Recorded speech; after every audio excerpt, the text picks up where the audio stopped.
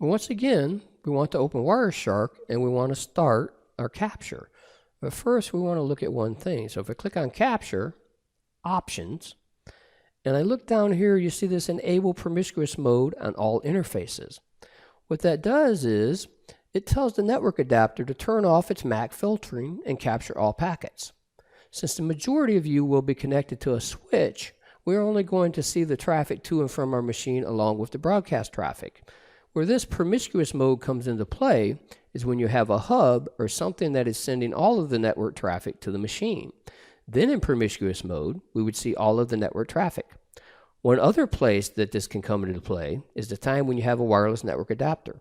Older versions of Wireshark would require the card not to be in promiscuous mode to see the Ethernet traffic. This newer version does not have that problem. If you encounter an older version of Wireshark, and in the case it's not capturing packets, that might be the actual cause. So now I'm going to start a new packet capture. I'll select my wireless network connection.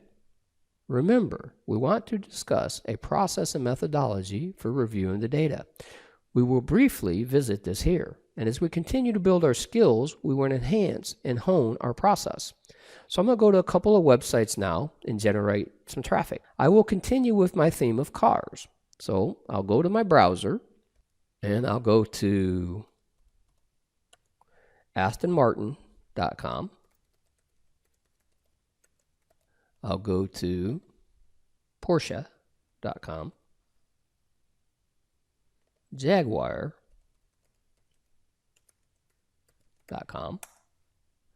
and Maserati.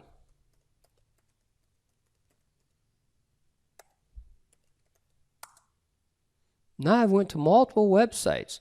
So now what we want to do is we're going to look at these websites. Remember, if you're following along, you can use any websites you want, and the process is going to work. And that's the key, is the process. So now I'm going to actually stop my packet capture. So what we're going to do is I want to go all the way up to the top here at packet 1. And we got our UDP, which is our SSDP, and we got all this ARP traffic, which normally you wouldn't see on a network. So I have to investigate that. Something's going on with my cable router, so I'm not going to worry about that right now. And as I go down here, I'm looking for the UDP traffic. So we know we want is a DNS query for our network traffic. There's a number of other DNS queries. So the first steps, we want to review the communication parameters. We look for the DNS and then move to the packets. There are different ways to do this. I like to use the bottom window. And it comes with practice, but as you look at practice and you do things, you get used to exploring the network traffic. So again, there's my Aston Martin. So there's my query for AstonMartin.com. So remember, after I get the DNS query, shouldn't take that long to get the response. There's the response.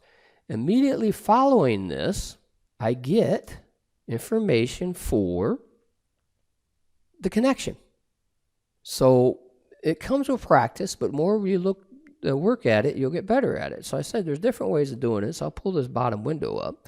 So we have it here in the information block of the upper window or the top window for the Wireshark tool, but we also have it down here in the details block, which is the hexadecimal dump.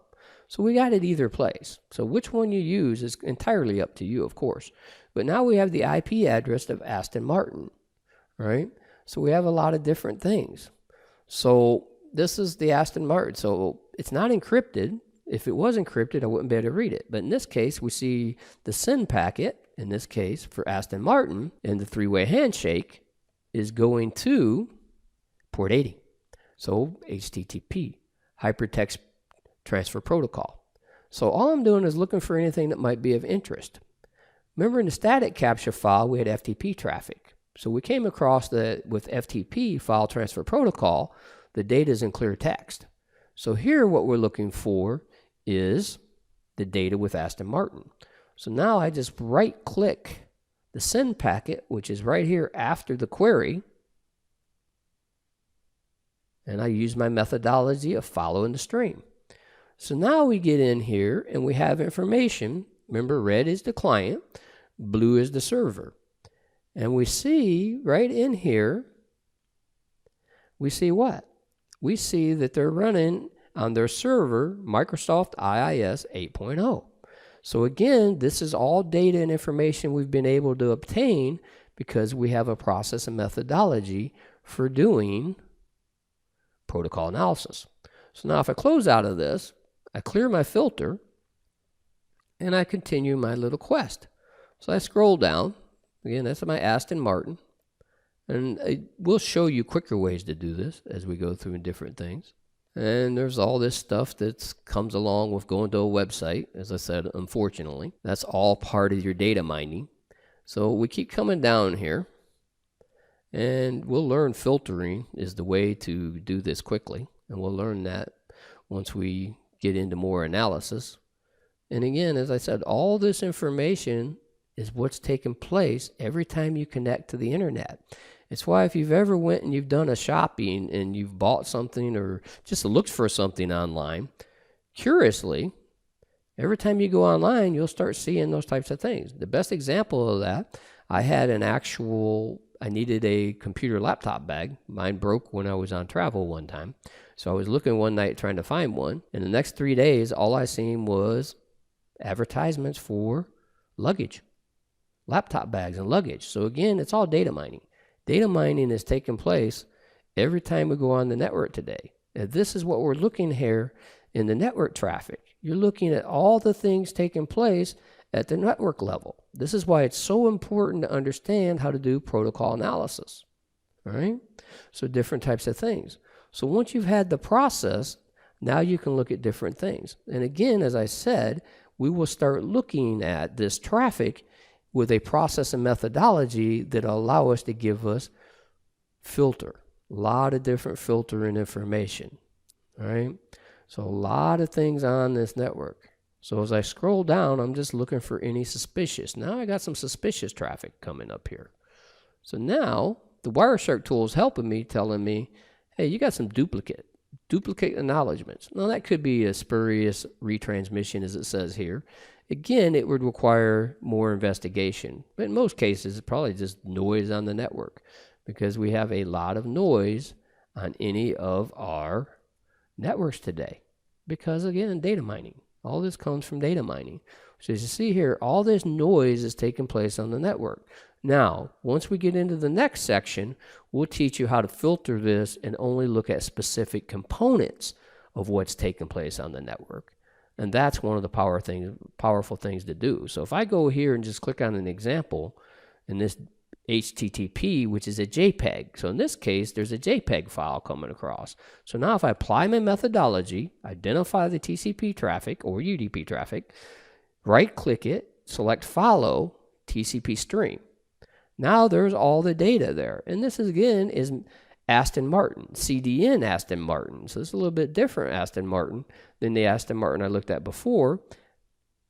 And it's a referrer from Aston Martin. So if we scroll through here, we have all kinds of information that's taking place.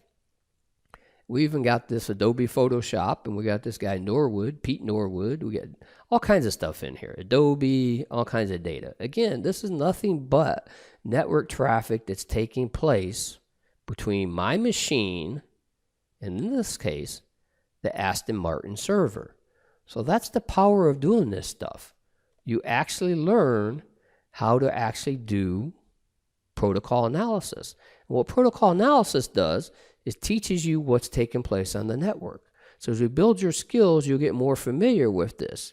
And like anything else, you got to practice it over and over again until you get proficient at it. That's how we learn. Next up, we'll work with capture files themselves within the Wireshark tool and explore more ways you can filter that data to make it more granular so you can get a good look at what's taking place on the network.